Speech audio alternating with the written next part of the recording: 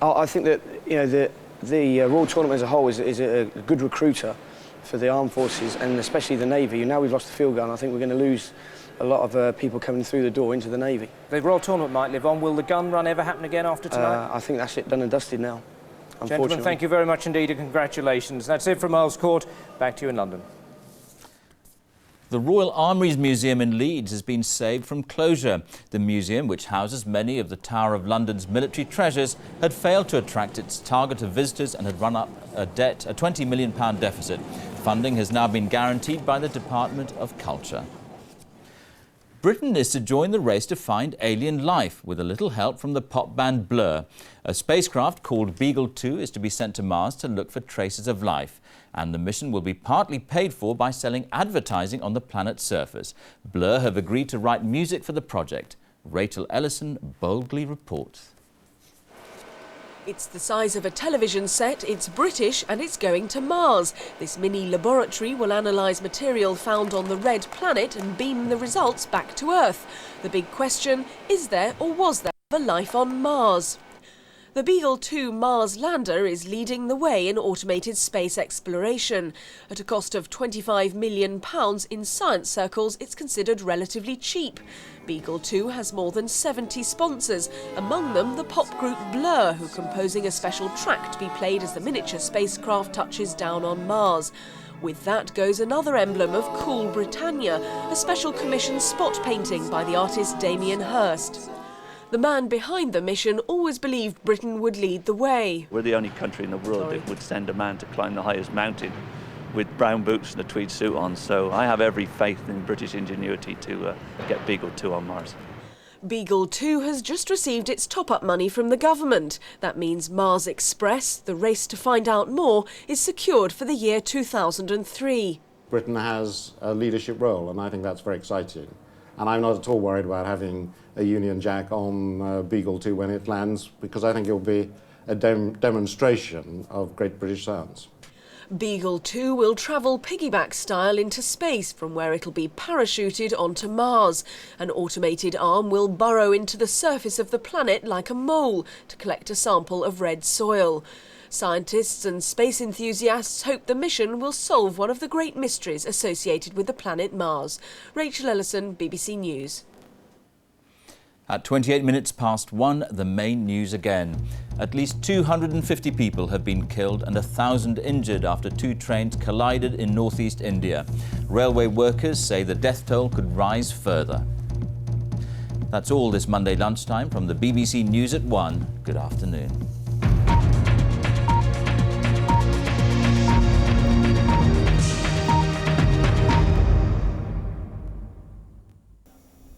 Hello there. We're having to pay a price for the bright sunshine and light winds of the last few days. Pollution levels have been rising steadily, particularly across England and Wales. The result of the bright sunshine mainly reacting with vehicle exhaust fumes, so it's high levels of ozone that are causing the problems just at the moment. But we've got a different problem on the way. It'll clear away the pollution, but it could well cause some localised flooding as heavy thundery downpours begin to move in from the west, particularly I think later today through tonight and lingering for a time through into tomorrow. In fact, quite a change on the way throughout the next 2 or 3 days. The change coming about as weather fronts swing in around this area of low pressure, so the high edging away, the thundery outbreaks of rain coming in as those fronts push from the west. There's plenty of energy pent up there at the moment with those high temperatures, so we can expect to see some pretty hefty downpours. This is where the showers are coming in at the moment, mainly across Northern Ireland, through parts of Wales, the southwest of England, but fairly scattered just now. I think they will get going as time goes on. Wind's quite light, so the shower's fairly slow moving, but still a bit of a brisk wind coming in off the North Sea along the eastern side of Scotland, so the Har still a bit of a problem, particularly around the Firth of Forth. It's likely to stay quite cloudy and misty here throughout the day. Still some sunshine though across central and northern Scotland. Sunshine too for East Anglia, but there's those showers beginning to move in across the Midlands through the course of the afternoon. Again, those temperatures reaching 30 degrees in many areas. I think King's Lynn could be the hot spot during today. And then by this evening, the showers begin to turn a little bit more widespread, edging up into the southwest of Scotland, down across Lincolnshire, East Anglia, although probably quite late in the day, before they start to make their way across here. We can follow the progress of the rain through tonight. It really doesn't move a great deal. Some drier weather beginning to move in towards the southwest of England, across Northern Ireland too, and that eastern part of Scotland also managing to stay dry. But a very muggy night with all the cloud and rain, temperatures staying in the high teens. So plenty of showery outbreaks of rain around during tomorrow. Some brighter weather coming into the southwest. Further showers here though during Wednesday. That's it. Bye for now. About 4 hours, 5 little tin soldiers. The trap was set. It was clear that they were hardened terrorists, particularly evil people. But mistakes were made. There's no doubt about it. Those boys have been handling explosives. That left a trail of guilt. The best chance of getting convictions would come from forensic evidence. I don't want them walking away and planting another bomb somewhere else in 6 months' time. Visit the world of forensics tonight at 10:20 on BBC One. Britain plays host to the fastest man. And look at that for Green, brilliant! And the fastest woman in the world. Jones in first place. As the world's top athletes fine-tune their performances for the World Championships in Seville. The British Grand Prix live Saturday on Grandstand with extended coverage on BBC Two from 4:40. Harold's romantic writings are causing controversy in 10 minutes here on BBC One in Neighbours. This is BBC One for the Midlands.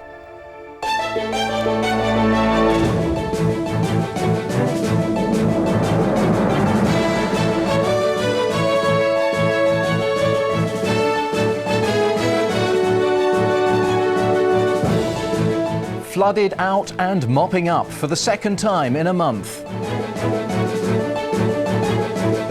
And the radio presenter who smashed a golfing world record.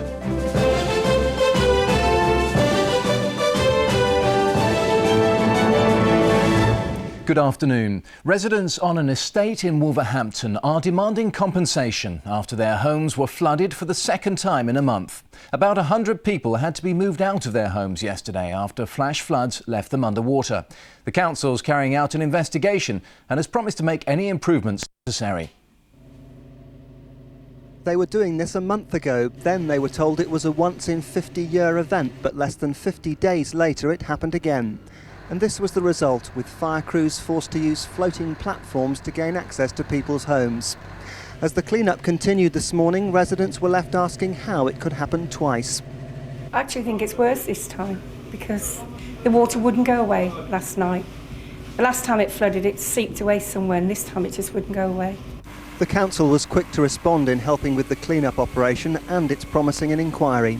We have a technical investigation that's ongoing at this moment, and I expect to get a full debrief on that matter tomorrow, with the report landing hopefully on my desk on Wednesday morning. Ironically, another batch of council workmen turned up at one house this morning to fix a damaged roof. But for the residents of Duffield Close, this was the least of their problems. Andy Newman, BBC Midlands Today, Wolverhampton. A man from Worcestershire was one of 2 people who died when a plane crashed in Gloucestershire yesterday. The privately owned Provost jet came down near Wollaston in the Forest of Dean, killing both people on board. Police said the pilot was a 43-year-old man from Sussex. His passenger came from Malvern but hasn't been named. He was a member of the Cotswold Aero Club. An independent inquiry has begun today into the case of a mentally ill man from Warwickshire who killed 2 men when he drove his truck into them in Leamington Spa. Richard Aston and his friend Richard Chandler died as they got out of a taxi. Richard Allett admitted 2 charges of manslaughter and was detained in a secure mental unit. The war in Albania may be over, but the crisis for the people living in Kosovo has not yet ended. Over the past few months, many people from the Midlands have organised aid convoys and sent donations to the region. Our correspondent Peter Wilson travelled to Albania to see how your money's being spent and what problem... If we'd have greased the palms of the hands with money, then we may have been successful. More than 70% of the population are unemployed. The former communist bureaucracy survives on bribes and kickbacks. But the Midlands charity is confident that this one-man aid mission will get through to those who need it most. Peter Wilson, BBC Midlands Today, Albania. Well, Gloucestershire cricket fans are probably sporting sore heads today after celebrating their side's 124-run victory over Yorkshire in the Benson and Hedges Super Cup final at Lords. Now they're looking to complete a one-day treble this season. It was the moment Gloucestershire cricket lovers had waited 22 years to witness, victory in a Lords Cup final. It was fitting that Mark Lane was the man to lift the Super Cup because he, more than anyone, had been responsible for their success. His innings of 112 had provided the backbone of Gloucester's challenging total of 291 for 9 from their 50 overs. It was a challenge Yorkshire was simply unable to take up, and when Jack Russell produced a little bit of impish magic to stump danger man Gavin Hamilton, the end was in sight and the celebrations about to start. Good team effort often will come out on top against one-off performances from people, so we always believe in ourselves. We knew if we just did ourselves justice that we could win today, and we did. Gloucestershire now have the chance to complete a cup double over Yorkshire when they meet in the NatWest semi-final later this month. Andy Knowles, BBC Midlands Today. Well done, Gloucestershire. Now, what better way to enjoy these warm summer days than a relaxing round of golf out on the greens? But for Radio Shropshire presenter and golfing enthusiast Colin Young, the past week's been more of a torture than a treat. He's toiled through no less than 94.5 rounds of golf to set a new world record, the most games completed in a week. Our reporter Liz Copper watched him in action and joins us now. Well, we're here at Hill Valley Golf Club near Whitchurch, where Colin Young has been going round and round this course all week. He's done a total of over 1,700 holes. First of all, Colin, very many congratulations. First of all, let's just take a look at that moment when you did complete the record. What was going through your mind at this moment? There's an awful lot of people watching this. I hope it goes in. Were you always confident of making the record? No, absolutely not. Absolutely not. I set out to try and achieve the same record I did in 1988. If I could get close to that, I was happy, because I really didn't believe that this world record set by Joe Crowley in 96 was achievable. I thought my body couldn't do that. And all the money that's been raised will go to the air ambulance? Yeah, the county air ambulance serving, the whole of the Midlands, East Midlands, right through to Mid Wales. 7 million people who could depend on the air ambulance every day of the week. After this amount of goals, are you going to play another golf round ever again? Yes, I am actually. I'm back here in about 10 days' time because they've asked me to play in their annual Pro-Am, so I'm looking forward to that, so long as my hands stick it. Well, very many congratulations, and I'll leave you to the celebrations back on the 19th. Back to the studio now. Colin Young, what a trooper. Well, Shefali's out and about enjoying the sun as well, this time at a garden with a difference. What a lovely place to come to escape the heat from outdoors. Now, this may be an oasis of calm, which is what it was intended to be, and it may look like Covent Garden, but in actual fact it's Dean Square at Telford Shopping Centre. And seeing as the shopping centre is one of the major sponsors of the Shrewsbury Flower Show, this beautiful floral arrangement will be here for the next 2 weeks for people to enjoy as a promotion to the show.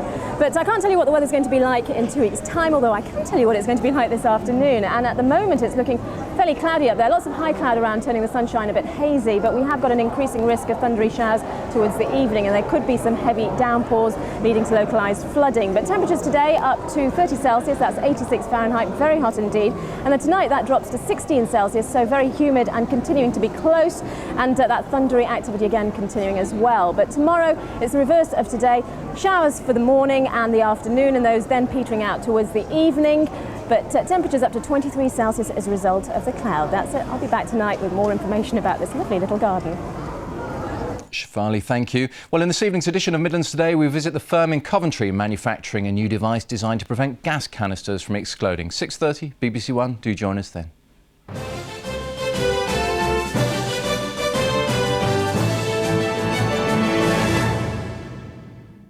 The story of a man and a woman. You got a waggler now. A game. Did that tuning fork ring in your loins? Well, I wouldn't go that far. And golf. She must think I'm such a nothing. You could go out and win the US Open. That would impress her. Kevin Costner and Rene Rousseau in the network premiere of Tin Cup. Sunday at 9:30 on BBC One. Sunday's not over till it's over. A faithful friend, fearless and affectionate. A guy dies and we got a dog for a witness. He's a wolf, actually. You're a rare specimen, Constable. A wolf's best friend is his mountie. Things I do for you. You got to be able to sense things. Head due south at 6:45. You hungry? Get it yourself. Mondays mean Mountie on BBC Two. 2 convicts break free from police cells and force Ironside to help them escape justice. A tense standoff in 25 minutes. Libby is the Golden Girl. First on BBC One, seems she's made quite an impression. You know, you two make a really lovely couple. I don't think I've ever seen my boy so happy. Well, that's probably because he's back here. Of course, the money he gets paid, well, that wouldn't be worth a damn. But I can tell you, he has got everything I want. I beg your pardon? I was just saying he's got...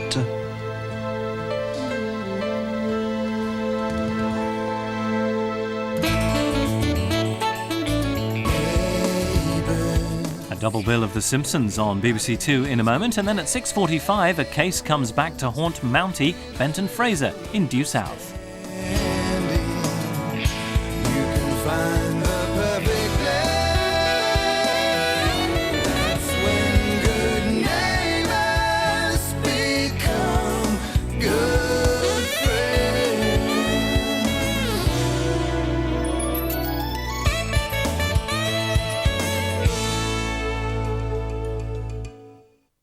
You are 17 years old.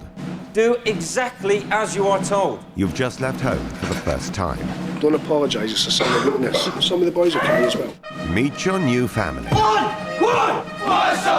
The army. Are you up to it? That's what I want to be. Best of the best. Let's go! Soldiers to Be starts tomorrow at 9:30 on BBC One. I don't think people really take on board exactly what being a soldier is all about. You murdered him. I didn't murder him. There was dignity in what I did. I don't advocate putting patients down. I leave that to vets and ethicists. I don't regret what I did. It's a court of law, not of principles. What is your verdict? Decisions just got tougher. Life support continues tonight, 9:30 BBC One. This is BBC One in the Midlands. Now at 6 o'clock, the BBC News with Fiona Bruce and Sue Beardsmore. Head-on collision between 2 trains in India, up to 500 dead. The death toll is likely to rise as more bodies are cut free. Another blow for BBC Sport. The voice of football switches channels. Hot enough to take your breath away. Britain's cities swelter in the smog. It happened again. The families flooded out of their homes twice in 1 month. And a little variety. The Royal Show leaving London for the Midlands after almost 50 years.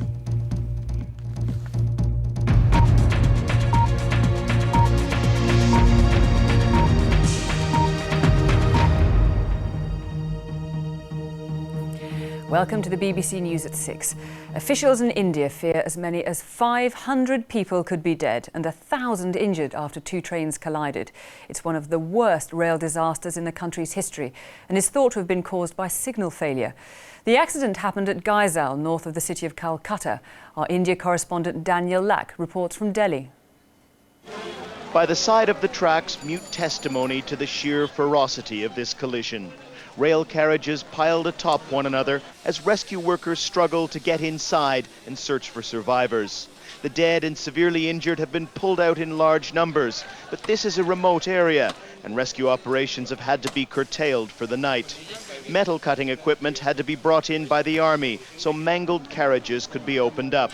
At least one of these express trains was going very fast. Both were on the same line, apparently because of a signals failure. India has announced an inquiry, but railway officials are saying the system wasn't to blame, people were. Human element cannot be totally eliminated, and human element can fail at any point of time, and it is not the systems that cause these human failures, it is individual problems, and there we are 100 million people. Now, every person can cause a serious accident. Back in Delhi, worried relatives waiting for news of loved ones on the train could only wait and watch as officials posted the latest casualty figures. It's quite simply too early to get either good or bad news from the distant scene of this crash. It'll take days before victims can be identified, their families told. The names of countless hundreds who were crowded illegally on these two trains without tickets may never be known. Their families certainly won't be compensated, as those travelling with tickets will be. So attention now turns to the inquiry into this disaster and the many tough questions that investigators will have for officials here. How did two express trains travelling in opposite directions end up on the same line? Why did so many people have to die? Perhaps most importantly, politicians will have to explain to the travelling public how earlier accidents and similar inquiries play. That's what it wants inspectors to encourage. But there are worries about how the controversial head of Ofsted, Chris Woodhead, might go about that. He's been accused of damaging teachers' morale with his dogged determination to expose what he sees as failure. Will he now wield the same blunt instrument amongst child carers? It's not a blunt instrument, it's a very fine, sharp instrument. But yes, we will be exposing inadequate provision wherever we find it. And where provision is inadequate, we will be reporting it loudly and clearly. It seems those who prefer an informal approach to care should prepare for a clash. In the past, Chris Woodhead's controversial style has provoked attacks from teaching unions and MPs. Today's announcement clarifies what the government's attitude is towards him. They obviously like what he does and the way he does it. Sue Littlemore, BBC News at the Department for Education.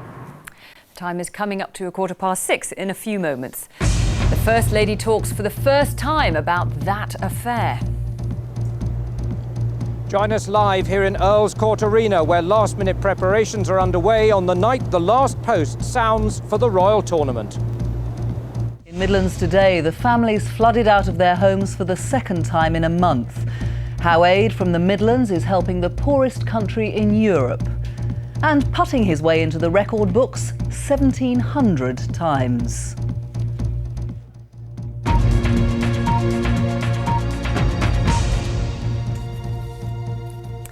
She kept a dignified silence while the world speculated about the state of the presidential marriage following her husband's affair with Monica Lewinsky. But now Hillary Clinton has decided to speak out about Bill Clinton's much publicised infidelities, and she caught many off guard at the White House by blaming his weakness on child abuse. The relationship between Hillary Clinton and her husband has long intrigued America. Some have regarded it as no more than a pact between two ambitious, powerful people. Now the First Lady has provided her own insight into the marriage. She portrays her husband as a victim. She blames his infidelity on a desire to please women that can be traced to his childhood. He was so young, barely 4, she said, when he was scarred by abuse. There was terrible conflict between his mother and grandmother. His sexual dysfunction is something I think that she has put in one part of the marriage in which she says, my God, with this upbringing that this man could do what he does is remarkable. The White House has been quick to clarify that Hillary Clinton was talking about the psychological conflict of being brought up by two competing women. In the article, Hillary Clinton refers to the president's previous affairs, such as with Jennifer Flowers. She said, I thought this... Tonight on Watchdog Healthcheck, the hidden salt in food, why it's so difficult to cut down. Sibutramine, the diet drug that tricks the brain into thinking you're full. And the latest hip surgery, 12 weeks later, and anything's possible. That's Watchdog Healthcheck in half an hour. Hello, welcome to Midlands Today. I'm Sue Beardsmore. And I'm Giles Latcham.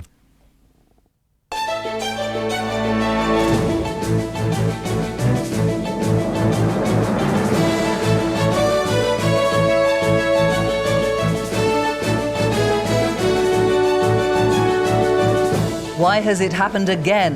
The families flooded out of their homes twice in 1 month. Time for a change. The Royal Variety Show heads for the Midlands after almost half a century in London. Bowled over after 22 years, Gloucestershire's victory at Lord's. And a winning round or two, the golfing record that's been smashed in 1,700 holes.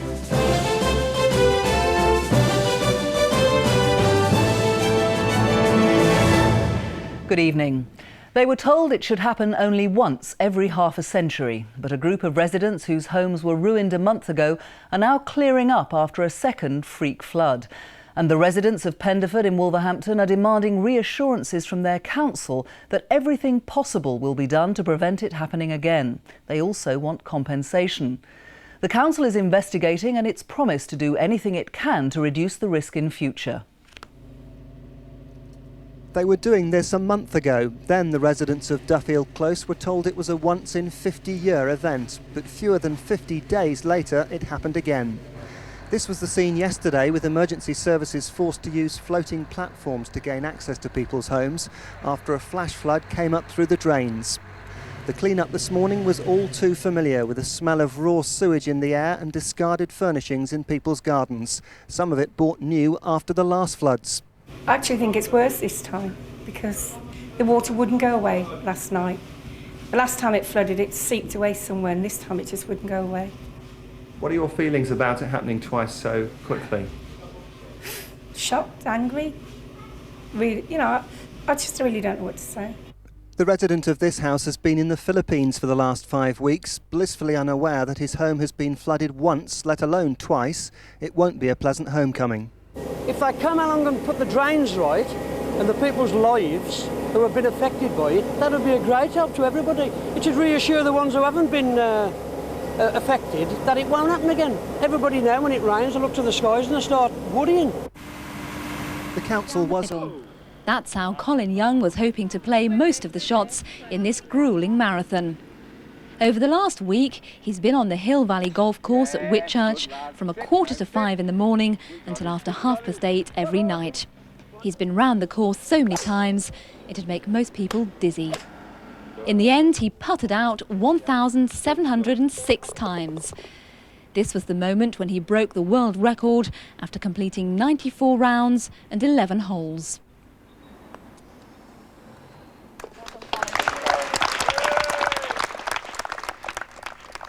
Colin held this record 11 years ago, but it was snatched from him by an American player.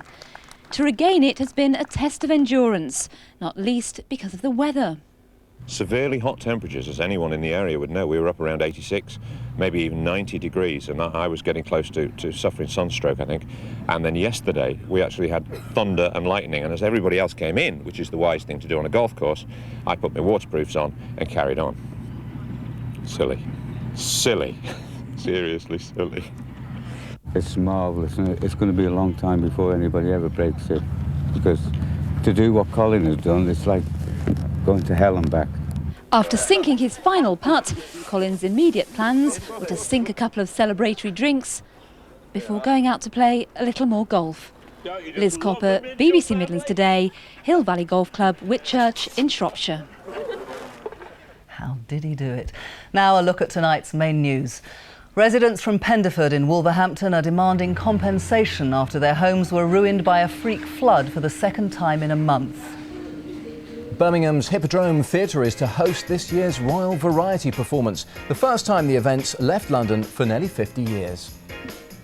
And that's just about it for tonight. Tomorrow, basil, rosemary, sage and cinnamon. Not a new recipe, just some greyhounds in search of a home. We'll be meeting them. And we're back in Albania following workers from Midlands Charities. Now, off to you, I'll do that, shall I? National and international headlines with Fiona Bruce. Good night.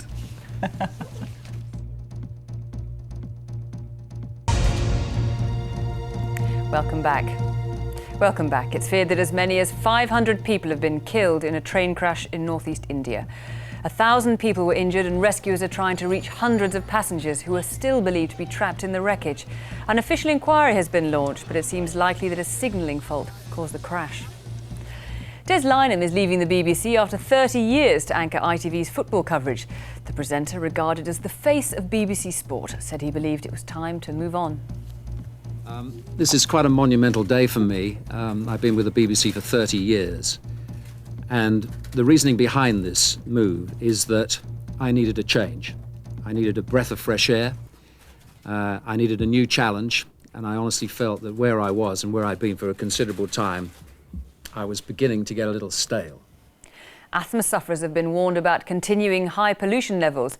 The problems are caused by low-level ozone, created by the effect of the sun on traffic fumes. A recent government report suggested that ozone could be responsible for thousands of premature deaths each year. That's it. Peter Sissons will be here at 9. I'll be back tomorrow at 6.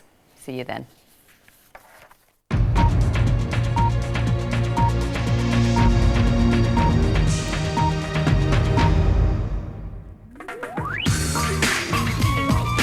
I love BBC Hereford and Worcester. Well, it's local. It keeps you in touch with all the local news. Get the local news and we get Dave Bradley. And I put it on when I'm milking the cows. We listen to it mainly in the car. So I usually turn it on in the morning, especially if I'm going to work and want to know the traffic reports. Don't know what we did without it, really.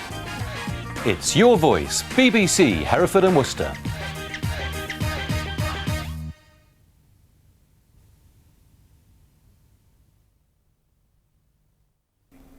Good evening. Well, thunderstorms have been breaking out again during this afternoon. This is Southampton. You can see the spots of rain showing up on the camera. It's just a shame I can't show you a thunderstorm live on air, but there's certainly plenty around that area just at the moment. Not just there, across the rest of southern England, the Midlands and also Wales. And these are severe thunderstorms. They're leading to torrential downpours, creating havoc on the roads. So do watch out if you're out and about this evening. Now, the showers started off coming in from the west during today, but we've seen them developing across the Midlands, and they're now moving up from the Channel as well towards the Southampton area, and they'll be working their way further northwards during this evening. So this evening the thunderstorms still continuing to rumble on, gradually, very gradually moving their way northeastwards, although northeast Scotland should stay dry. Out to the west, across Wales, Cornwall, Devon and parts of Northern Ireland, it will be drier by lunchtime tomorrow, but not so for the rest of us. It's all tied in with these weather fronts. They're gradually going to be staying with us for the next few days. Low pressure very much in charge. We've now lost the high pressure up towards Scandinavia. And as you can see, from time to time, those isobars will be quite tightly packed together. So it will be breezy. We'll also be seeing weather fronts bring in thundery rain. There's the one for Tuesday then, pushing its way northwards. The next one coming in from the southwest, gradually moving its way northwards during Thursday. The good news is, though, that it will be getting less hot, less humid, and the pollution index should go down as well. Gradually turning much cooler, particularly so in the north, but certainly more thundery downpours to come on Wednesday, Thursday and Friday. Bye-bye.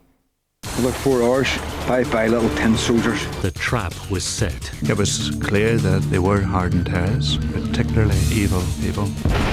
But mistake. That's all from the 9 o'clock news. Good night.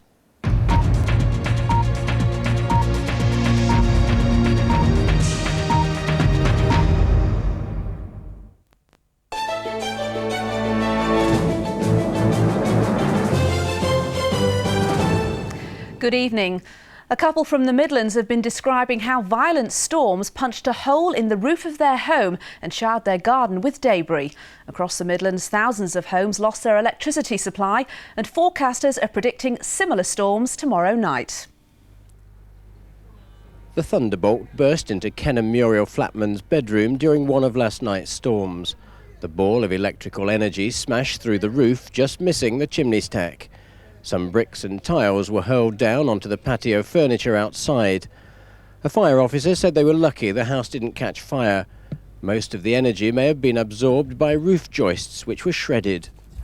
A neighbour who was watching the rain from her bedroom opposite saw the lightning phenomenon. All of a sudden there was like a whoosh, and then just a ball of light, great big ball of light, not like ordinary lightning. And a bang at the same time, not like thunder, more like an explosion. Repairs have been getting underway all day at the Flatmans, where they hope for a quieter night tonight. Colin Pemberton, BBC Midlands Today, Sutton Coldfield. At least 130 firefighters were called to a fire which swept through an industrial estate in Birmingham today. It's caused hundreds of thousands of pounds in damage and put 500 jobs at risk. Accident investigators believe the fire may have started when a car which was being welded fell into a pit and caught fire. That set off a series of explosions when flames spread to acetylene and propane gas canisters nearby, adding to the risk to fire crews. It was a very violent fire, it's a very hot fire, and there's been a lot of structural damage to the building, and it makes it very dangerous for firefighting when their explosions are still going on. The fire completely destroyed a carpet warehouse unit next to K&F Motors where it's thought to have begun. Burning carpet rolls caused problems for the 130 firefighters called to tackle the blaze. There were no reports of any casualties, but the fire has caused concern for the security of around 500 jobs on the estate. I feel sorry for the people out there because I know we've both got a lot of friends down there who could be waking up without a job kind of thing. The fire was brought under control around 4 o'clock this afternoon. The fire service say it'll take up to 2 days to finally put out. Liz Silver, BBC Midlands Today, Witton in Birmingham. A Midlands discus throwing champion is under investigation after allegedly attempting to use a lightweight discus during a competition. The incident, involving British record holder Perris Wilkins, is said to have taken place at the 3A's Championships at the Alexander Stadium in Birmingham last month. Hollywood legend Charlton Heston is on stage in Gloucestershire tonight after agreeing to help out a hard-up drama student. The star, who's currently on tour in Britain with his wife in the play Love Letters, agreed to allow student Nick Wilkes to interview him on stage at the Roses Theatre in Tewkesbury. The student had written to him to ask for help to fund his drama studies. And that's all the Midlands news now. The weather forecast with Helen Young. Good evening. Well, some of our gardens got rain falling on them today, some got too much. It was all due to this weather front here that stagnated across central parts of the United Kingdom. It gave Belfast 23 millimetres in just 12 hours, and out of that 21 millimetres fell in 6 hours during the morning. And you can see why on the radar picture. Persistent rain continuing to pulse its way up across Northern Ireland and central parts of England. But now it is beginning to die a death and weaken, so we shouldn't see too much more rain coming out of that. As we go through tonight, it's going to be down to the southwest that we need to look, because we're going to find more rain pushing its way in gradually across these southern areas during tonight, tomorrow and into tomorrow night. So tonight then, perhaps just the odd bit of rain left across southern Scotland, perhaps the odd rumble of thunder still. Down to the southwest, that cloud thickening with the rain approaching. Elsewhere, dry but very misty and murky, except in the Western Isles where I think it will be clearer. It will be quite a mild night once again, quite a sticky one in places.